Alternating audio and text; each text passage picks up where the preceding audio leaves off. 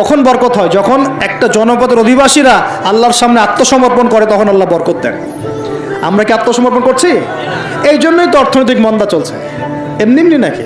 সুদ খাচ্ছেন, দিব্যি ঘুষ খাচ্ছেন, দুর্নীতি করছেন, জেনা করছেন, মানুষের সম্পদ আত্মসাৎ করছেন, মাপে কম দিচ্ছেন, আবার নামাজও পড়ছেন, মাশাআল্লাহ। তো বরকত কোত্থেকে আসবে?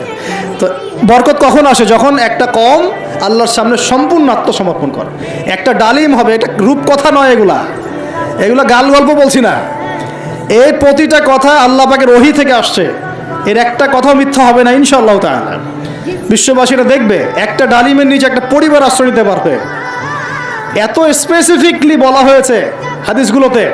নবী সাল্লাল্লাহু আলাইহি ওয়াসাল্লাম বলেছেন যে 10 জন ঘোড়সওয়ার, কয়জন ঘোড়সওয়ার?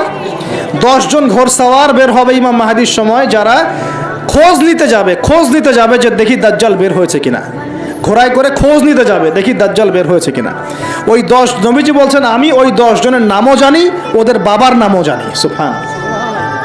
এত স্পেসিফিক জ্ঞান দেওয়া হয়েছে আল্লাহর পক্ষ থেকে নবী সাল্লাল্লাহু আলাইহি ওয়াসাল্লামকে। তার হাদিস থেকে বলছি যে ডালিমের নিচে পরিবার আশ্রয় নিতে পারবে। তো অনেকে হয়তো হাসবে, কি বলে একটু উল্টাপাল্টা কথা, তাই না? এরপরে বরকতের এই সময়টা শেষ হয়ে যাবে কখন? যখন মানুষ আবার সেই জেনা, পাপ, শিরিক, কুফর এগুলোতে লিপ্ত হবে। আল্লাহ রাসূল বলছেন এমন একটা মানুষও বাকি থাকবে না, একটা মানুষও না যে খালি লা ইলাহা ইল্লাল্লাহ কালিমাটা পড়তে জানে, এমন একটা মানুষও বাকি থাকবে না। বলেন নাউজুবিল্লাহ। ওরা হবে এই পৃথিবীর সবচেয়ে নিকৃষ্ট মানুষ। ওদের চেয়ে নিকৃষ্ট কোনো মানুষ এই পৃথিবীতে হবে না। এখনও কি এরকম সময় আসে নাই? এখন কি লা ইলাহা ইল্লাল্লাহ আছে না? আছে, হ্যাঁ। হয়তো তার পূর্ণাঙ্গ প্রয়োগটা নাই, কিন্তু কালিমা তো আছে কি না? তখন নবীজি বলছেন এমন একটা যুগ আসবে যে লা ইলাহা ইল্লাল্লাহ বলার মতো একটা মানুষ খুঁজে পাওয়া যাবে না। আর মানুষ রাস্তাঘাটে কুকুরের মতো জেনা করবে।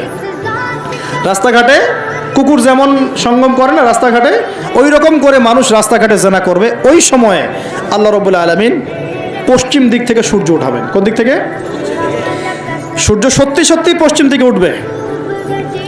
পৃথিবী একদিকে ঘুরছে না এখন? কে জানে আল্লাহ পাক পৃথিবীর ঘূর্ণন থামিয়ে উল্টা দিকে ঘোরাতে পারেন না? অবশ্যই পারেন। আল্লাহ পাকের জন্য এটা খালি বলা, কুন ফায়াকুন, হও হয়ে যাও, ব্যাস। আমি কয়েকদিন আগে রিপোর্ট দেখেছি, পৃথিবীর নিচে কিন্তু আগুনের স্তর আছে, জানেন তো? পৃথিবীর নিচে আগ্নেয়গিরিগুলো আছে। পৃথিবীর ভিতরেও একটা ঘূর্ণন হয়, সেই ঘূর্ণনের দিক পরিবর্তন হচ্ছে দিন দিন, এমনটা রিপোর্ট এসেছে। দেখেন, আপনি ইন্টারনেট ঘাটাঘাটি করেন, দেখেন। আর অনেকে রিপোর্ট করছে যে পৃথিবী আগে যে গতিতে ঘুরতো, এখন পৃথিবীর ঘূর্ণন গতি একটু বেড়ে গেছে। দেখেন রিপোর্ট, দেখেন। ঘূর্ণন গতি বেড়ে যাওয়ার মানে হচ্ছে টাইম দ্রুত পাস করবে। আর শেষ জামানার হাদিস এটাও আছে যে সময় দ্রুত পাস করবে, আছে না? এটা হাদিসে আসছে।